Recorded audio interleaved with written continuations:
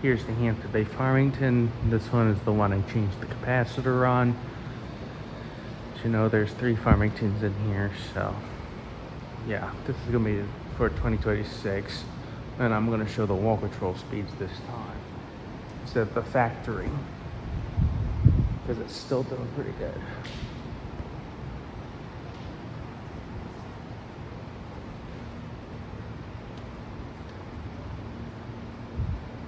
All right, this fan's on low.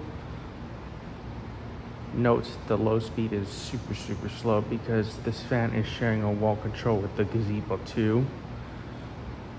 So, as I mean, you have 2 fans on the control. It divides the capacitor, so you're going to get a very slow speed out of this. This fan uses a 153 by 15. So, and I mean, it's not the best by all means, but I mean, it's better than some things. And this fan's made by OEM, as manufactured by Aircool, since it is a thing. Yeah.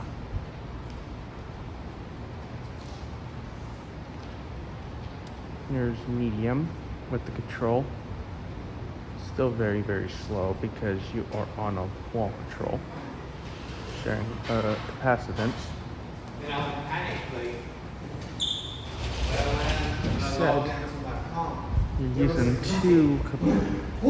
two fans on the control, so yeah, it's gonna be a slow medium. But if you had it on the pull chain, the medium would be a lot faster. I mean, it's not terribly bad, but I mean, it's not really good at all. But I mean, these things are known for capacitor issues. And here's high speed. Get closer to it.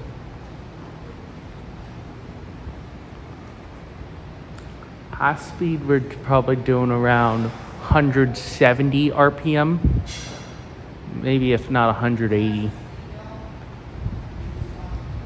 With the 12-degree blade pitch, we are doing a pretty good breeze for what it is. I mean, this fan used to cost like $40-something back in my day when I was a kid.